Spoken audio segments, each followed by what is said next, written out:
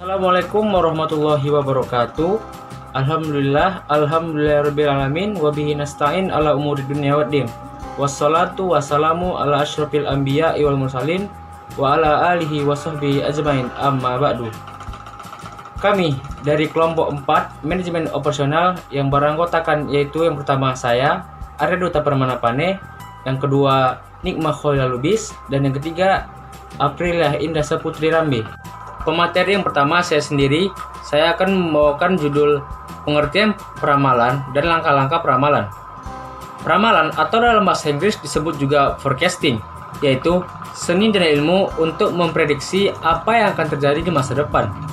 Peramalan merupakan salah satu fungsi yang sangat penting karena hampir semua keputusan bisnis diambil berdasarkan peramalan apa yang akan terjadi.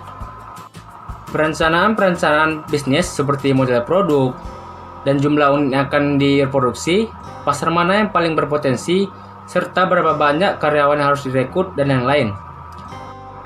Peramalan yang buruk akan menghasilkan keputusan bisnis yang salah dan membuat perusahaan tidak siap untuk memenuhi tuntutan di masa depan, sehingga akan sangat membahayakan perusahaan itu sendiri.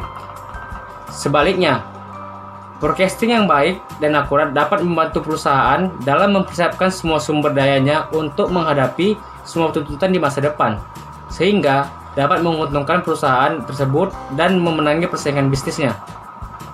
Selanjutnya yaitu peramalan menurut para ahli. Yang pertama, menurut Lalu Sumayang.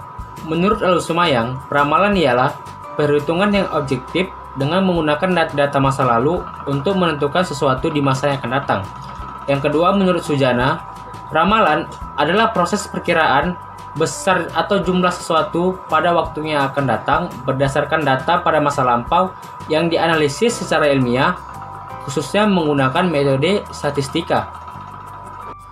Untuk selanjutnya yaitu manfaat peramalan. Yang pertama yaitu menentukan apa yang dibutuhkan untuk ekspansi pabrik. Dan yang kedua, menentukan perencanaan kelanjutan bagi produk-produk yang ada untuk dikerjakan dengan fasilitas yang ada. Dan yang ketiga, menentukan penjadwalan jangka pendek untuk produk-produk yang ada dan dikerjakan berdasarkan peralatan-peralatan yang ada.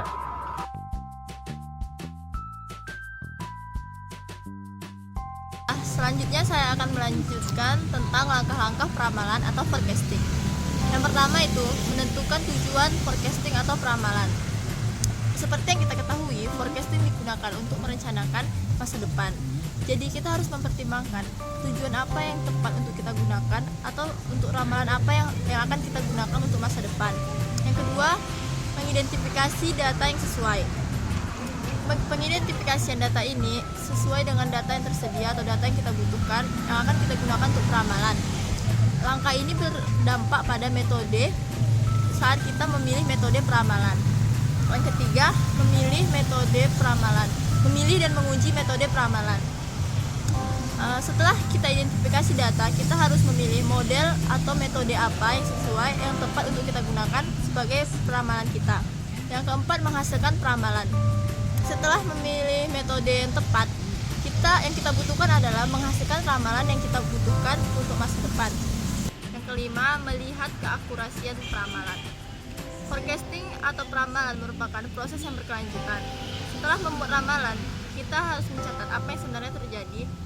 Informasi itu kita gunakan untuk melihat keakurasian peramalan yang kita buat. Perlu kita ketahui bahwa metode peramalan yang terbaik pada masa lalu belum tentu menghasilkan hasil yang terbaik untuk masa sekarang.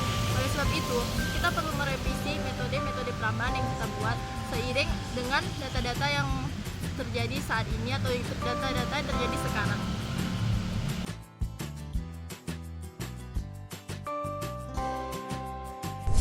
Baiklah, di sini saya akan melanjutkan pembahasan tentang jenis-jenis peramalan. Yang pertama itu jenis peramalan ada peramalan ekonomi, yang dimana di situ kita akan membahas tentang bagaimana inflasi yang ada di dalam perusahaan tersebut.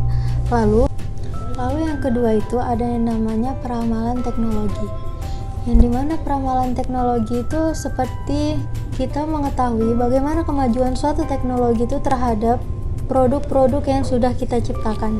Lalu yang ketiga itu adanya peramalan permintaan, yang dimana proyeksi suatu permintaan terhadap produk dalam suatu perusahaan. Ini Dalam peramalan ini juga disebut sebagai peramalan penjualan yang mengarah pada suatu produksi, suatu kapasitas barang dan serta penjualannya. Baiklah, setelah itu kita akan membahas tentang keuntungan dan kelemahan dari peramalan yang kita bahas ini. Di sini kita akan membahas tentang keuntungan dari peramalan, advantage of forecasting, yang dimana dalam suatu perusahaan itu akan menggunakan berbagai metode ataupun teknik untuk meramalkan apa yang akan mereka dapatkan di kemudian, apa yang mereka harapkan, dan metode ini digunakan tergantung pada jenis yang digunakan dan data-data yang tersedia. Dalam forecasting ini dia akan menyediakan data-data yang sangat berharga sehingga nantinya perusahaan dapat mengambil keputusan untuk masa depan perusahaan itu. Lalu kita akan membahas tentang kekurangan dari peramalan.